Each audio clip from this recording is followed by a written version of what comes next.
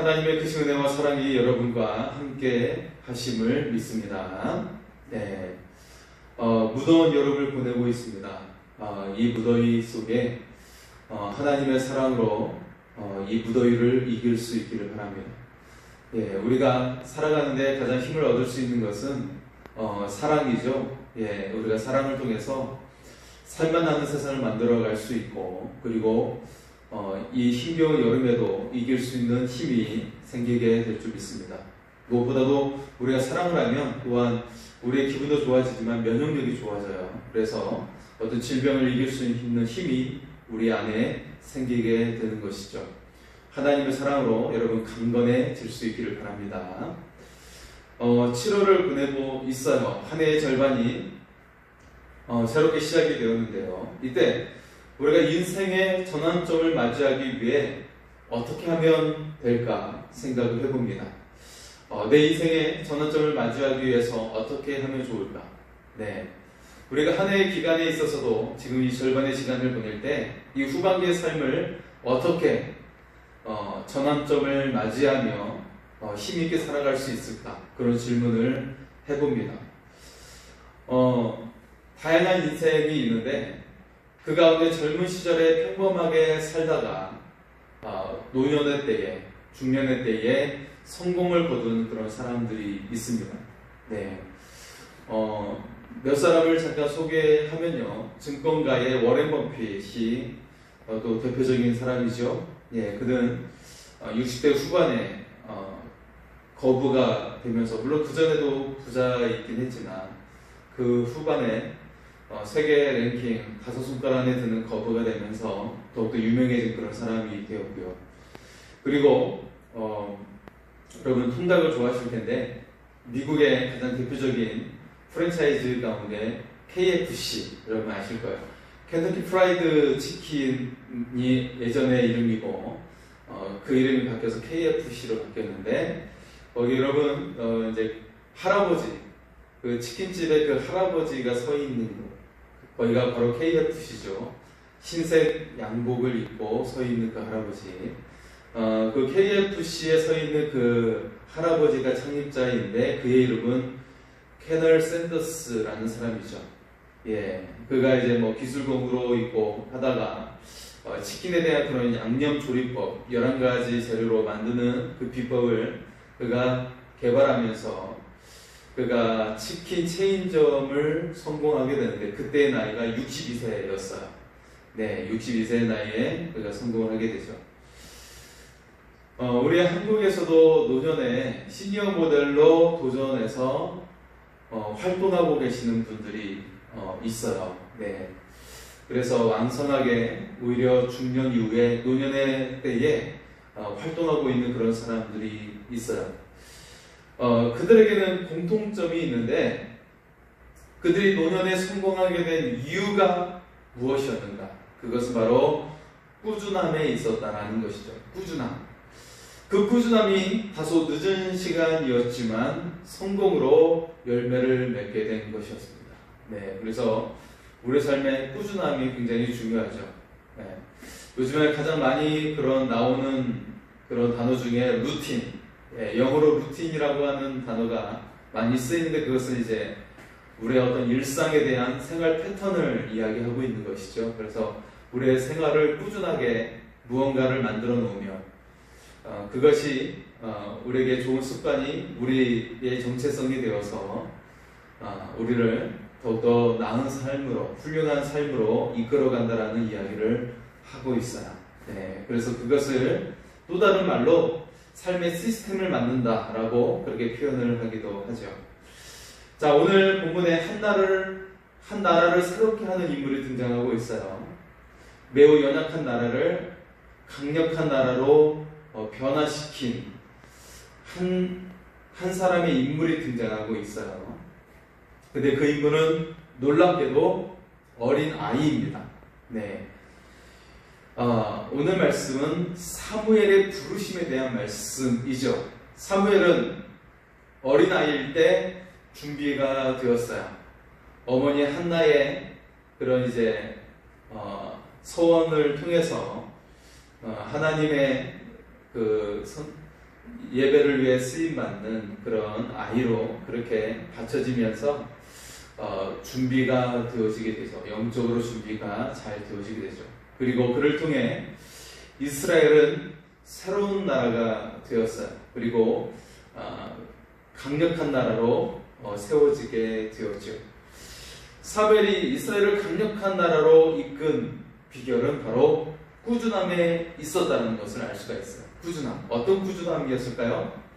하나님을 향한 열정, 하나님을 향한 섬김.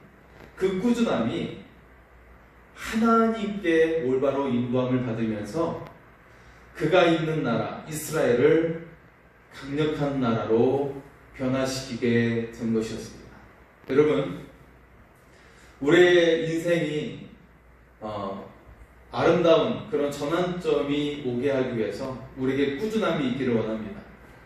하나님을 꾸준히 섬기고 하나님을 꾸준히 의지하면서 늘 바라보면서 하나님의 손길의 역사가 일어나는 그런 은혜가 여러분에게 있기를 소원합니다.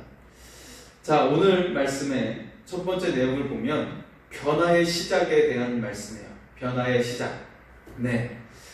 자, 사무엘의 부르심 속에 보면 매우 특별한 점을 찾아볼 수가 있어요. 그것은 오늘 본문이 시작되는 3장 1절과 그리고 그 다음 장인 4장 1절의 말씀 속에 큰 변화가 있다는 것을 발견할 수가 있어요.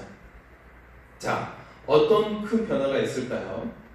자, 오늘 1절의 말씀을 보면 아이 사무엘이 엘리 앞에서 여호와를 섬길 때에는 여호와의 말씀이 희귀하여 이상이 흔히 보이지 않았더라. 네. 자, 말씀이 희귀했다라고 그렇게 표현하고 있죠. 이스라엘의 이 나라에 하나님의 말씀이 희귀했다라고 말씀하고 있어요.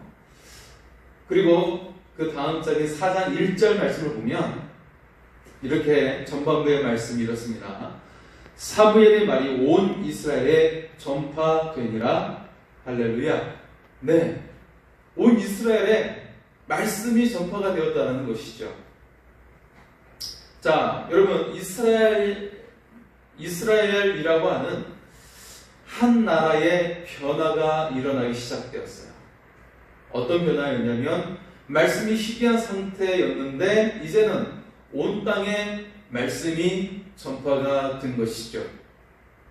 이런 변화를 주도하는 사람이 소개되고 있어요. 바로 사무엘이란 인물이었다는 것입니다. 자, 20절과 21절의 말씀을 볼까요? 20절과 21절의 말씀을 거기 구체적으로 소개가 되고 있는데요. 20절과 21절입니다. 단에서부터 부엘세바까지 온 이스라엘이 사무엘을 여호와의 선자로 세우심을 입은 줄을 알았더라. 여호와께서 실로에서 다시 나타나시되 여호와께서 실로에서 여호와의 말씀으로 사무엘에게 자기를 나타내시니라. 단에서부터 부엘세바까지 하나님께서 자신을 나타내셨다라고 말씀하고 있어요. 단에서부터 부엘세바라는 표현은 우리나라 말로 백두대간이라는 뜻이죠. 한라에서 백두까지, 제주도 한라에서 최북단인 백두까지, 그런 표현과 똑같은 표현이죠. 이스라엘의 전역을 표현하고 있는 그런 말이에요. 네. 자, 아이였던 사무엘이 온 이스라엘에 하나님의 말씀을 전했다라는 거예요. 땅끝이었던 단에서 그리고 가장 위에 쪽에 있는 부엘세바까지의 모든 땅을, 전 지역을 향해 하나님의 말씀을 전하고 다녔다라는 것이죠. 예. 그래서 말씀이 온 땅에 퍼지게 되는 그런 일을 누구를 통해? 사무엘을 통해 이루어지게 되었다는 것이죠.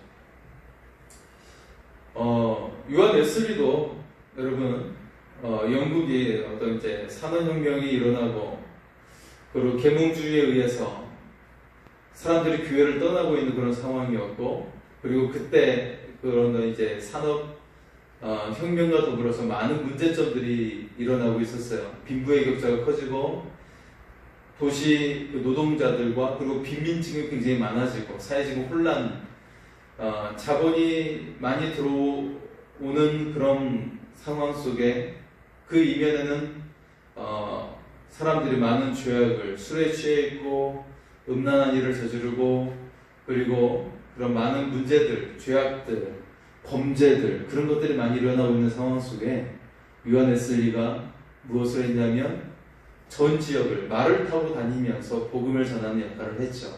그래서 영국의 부흥으로 이끄는 그런 일들을 했습니다. 마찬가지로 미국의 조나단 에드워즈도 마찬가지로 영적 각성의 그런 일들을 했죠. 네, 그러면서 요한 웨슬리를 통한 영국의 부흥, 또 조나단 에드워즈를 통한 미국의 부흥, 그래서 미국도 그런 전 지역에 복음이 퍼지면서 또한 그와 더불어서 미국이 점차 강대국으로 만들어지는 그런 발판들이 거기에서 만들어지게 되었습니다. 자, 여러분, 대한민국도 말씀이 점점 희귀해지는 그런 상황 속에 놓여져 있어요. 사람들이 말씀을 사모하는 것이 아니라 다른 것들, 즐겁고 나를 행복하게 해줄 것들을 찾아다니는 것을 볼 수가 있어요. 교회도 마찬가지죠. 교회도 말씀 자체에 중점을 두는 것이 아니라 어떻게 하면 교인들을 즐겁게 하고 그들에게 어떤 엔조이, 어떤 기쁨을 선사해 줄 수 있을까에 초점을 맞추고 있어요. 그래서 교회에 키즈 카페가 없으면 내가 교회를 선택하지 않겠다 라고 하는 그런 기준이 세워지기도 하고, 또 교회에 어떤 좋은 커피, 카페가 있으면 좋겠다 그렇게 생각하는 사람들도 있고, 그래서 교회를 지을 때 우선적으로 위치하는 것들이 카페와 그리고 어린 자녀를 둔 가정을 위한 키즈 카페, 그런 것들을 두는 경우가 많이 있는 것을 볼 수가 있죠. 그런데 여러분, 그것을 통해 부흥이 일어나지 않는다는 것을 볼 수가 있어요. 그것을 통해 사람들이 모여들긴 하겠지만 진정한 부흥, 하나님을 만나고 하나님의 사람이 되는 진정한 부흥은 오직 말씀의 그 충만함을 통해 이루어지게 되는 줄 믿습니다. 네.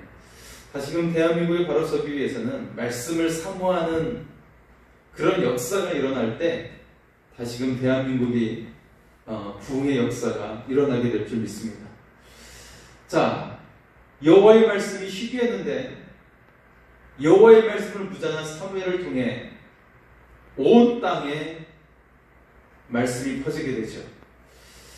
자, 하나님의 존재가 잘 보이지 않았었는데 실로라는 장소에서 사무엘이라고 하는 한 젊은 사람을 통해서 온 이스라엘이 하나님을 만나게 되었어요.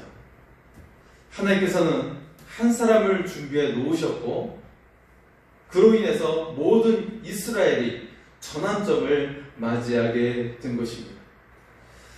여러분, 한 사람이 변하는 것은 중요합니다.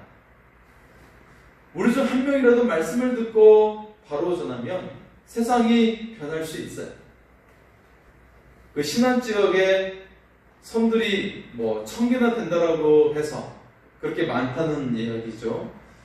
그래서 천사의 섬이라는 그런 별명을 붙이고 있는데, 그런데 그 신안 땅에 복음화율이 95%가 넘는다라는 말이 있는데, 그렇게 복음화되고 또 거기에서 굉장히 중요한 인물들이 기독교 지도자들이 나왔어요. 걸출한 CCC의 총재였던 분도 있었고,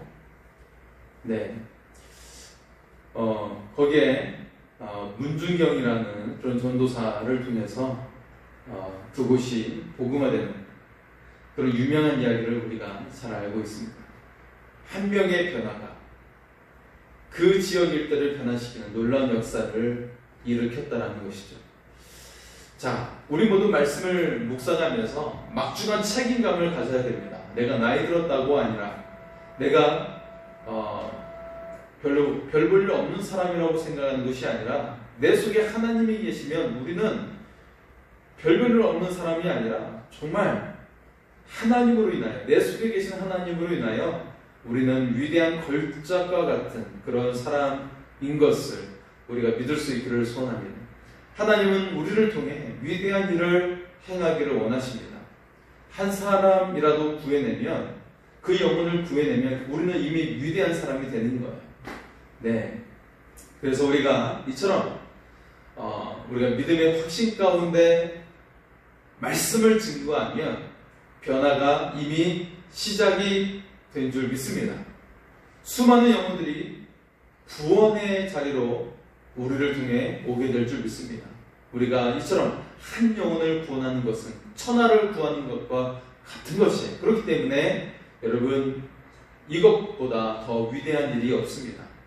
우리가 한 영혼을 구원한다면 이미 여러분은 위대한 하나님의 사람인 줄 믿습니다.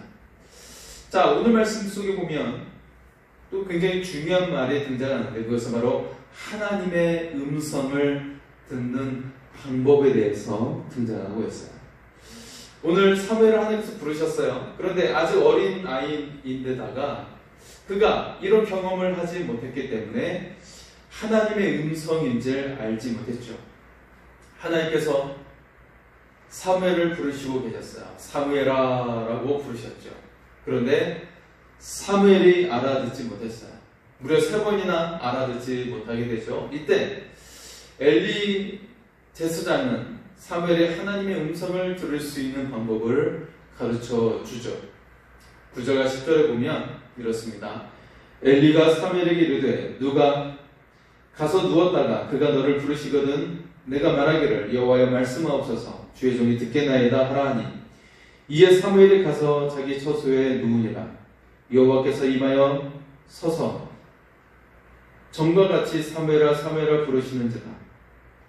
사무엘이 이르되 말씀하옵소서 주의 종이 듣겠나이다 하니. 우리들도 사무엘과 같은 부분이 있어요. 하나님이 오셨는데 알지 못해요. 누군가의 도움이 없이는 하나님이 오셔도 우리가 만나지 못할 때가 있죠. 그럼에도 하나님은 우리에게 오십니다.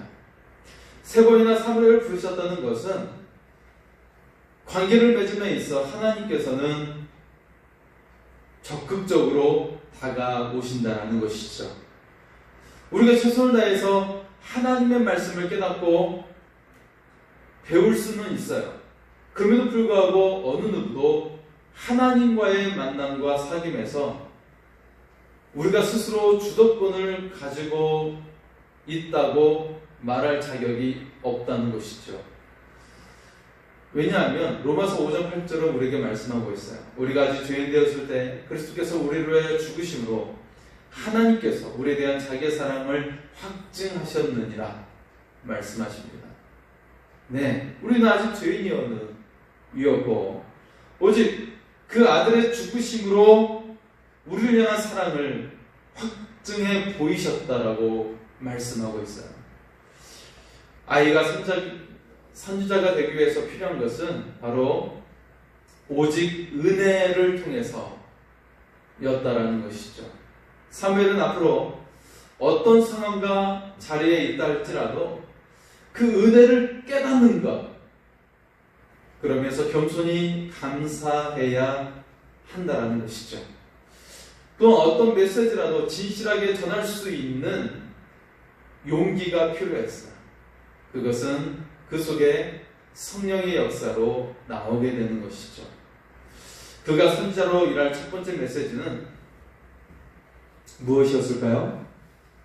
자신을 키워준 엘리 제사장 가문의 심판을 전하는 것이었어요. 사무엘은 두려웠지만 결국 엘리 제사장의 동의를 얻어 숨김없이 전하게 되죠. 자, 사무엘이 아이에서 선지자가 되기 위해서 필요한 것은 하나님의 은혜를 깨닫는 것이었고, 그리고 성령을 통한 담대함, 용기가 필요했어요. 자, 사무엘을 통해 하나님은 먼저 우리에게 찾아오셨다는 것을 보여주고 있습니다.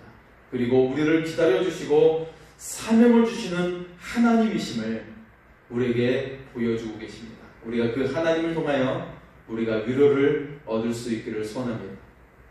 자, 마지막 오늘 말씀의 부분은 엘리 제사장의 사명에 대한 부분입니다. 자, 여러분, 우리에게는 사무엘과 같은 부분이 우리 속에 있고 또 다른 부분은 엘리 제사장과 같은 부분이 우리 속에 있다는 것이죠. 엘리 제사장의 사명은 또 다른 영적 지도자를 세우는 것이었어요. 어린 사무엘이 하나님의 음성을 알아채지 못했을 때 엘리 제사장은 다리 역할을 했던 것이죠. 브릿지, 연결해주는 다리 역할을 했어요. 매우 탁월한 사역을 행한 것이죠. 그러나 그의 두 아들, 그 두 아들이 하나님을 떠났고 그리고 하나님 앞에서 죄악을 행했던 행위를 그는 중단하지 못했어요. 하나님은 그것을 구체적으로 지적을 하고 계십니다. 오늘 본문 속에 사무엘을 통해 엘리 제사장 가문의 심판을 듣게 되죠. 이때 그 이야기를 듣는 엘리는 매우 소극적으로 반응을 하게 됩니다. 자, 18절을 보면 이는 여호와의 심히 선하신 대로 하실 것이라고 하면서 다소 무책임한 모습을 보이고 있어요. 자, 그 심판의 내용이 가정이 무너지고 있는 상황인데 그가 제 가운데 회개하지 않았어요. 그리고 두 아들을 생명의 길로 자기 목숨 걸고 인도해야 되는데 하지 않고 있어요. 결국 슬픈 결말을 맞이하게 되죠.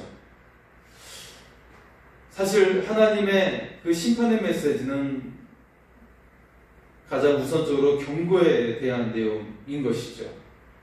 이때 엘리 제사장에게 필요한 행동이 두 가지가 필요했어요. 첫째는 제 가운데 눈물을 흘리며 회개해야 하는 것이었고, 둘째는 두 아들을 생명을 다해 회개시키는 것이었어요. 하나님의 메시지의 의도는 그 가문의 심판이 첫 번째 의도가 아니었어요. 하나님의 의도는 그 가문이 돌이켜 생명을 얻는 데 있었다라는 것이었죠. 기회가 있을 때 하나님께 돌아와야 합니다. 하나님은 우리를 향해 선한 일이 이루어지기를 원하시고 계십니다. 사무엘과 같이 말씀을 알아채지 못하는 우리들에게 예수님께서 오셨습니다. 예수님은 우리를 기다려 주십니다. 그리고 반복적으로 우리의 이름을 불러주세요. 우리를 오래 참고 사랑하면서 우리의 이름을 불러주고 계십니다. 아무개야 아무개야 라고 말이죠. 이러한 예수님께 늘 감사하며 살아갈 수 있기를 원합니다. 이제 두려움을 극복하고 가정과 교회와 사회에 선지자의 사명을 시작할 수 있기를 원합니다. 엘리야와 같이 무감각하고 무능력한 우리에게 예수님이 오셨어요. 비록 어린 사무엘이었지만 하나님께서 부르시고 사용하셨을 때 온 나라에 하나님의 말씀으로 가득하게 하셨습니다. 또한 그 나라를 강력한 나라로 만들어 주셨습니다. 여러분, 우리가 하나님을 사모하며 따를 때 여러분의 가정도 강력한 나라가 강력한 그런 가정이 될 줄 믿습니다. 우리 삶에 예수님의 비중이 작다 할지라도 여러분을 생명의 길로 주님께서 인도해 주십니다. 만약 잘못이 있다면 나와 내 자신이, 내 가족이 진심으로 회개하고 돌아와야 합니다. 그러면 반드시 하나님은 그 모든 것들을 돌이켜 주시고 오히려 놀라운 상급으로 여러분에게 부어주실 줄 믿습니다. 무엇보다 하나님은 우리의 이름을 불러주고 계신다는 것이죠. 그러면서 우리를 오래 참고 사랑하며 여러분의 이름을 부르고 계세요. 그 부르심의 목적은 생명을 주시기 위해서입니다. 또한 더 크게 사용하시고 크고 놀라운 일을 행하시기 위해서입니다.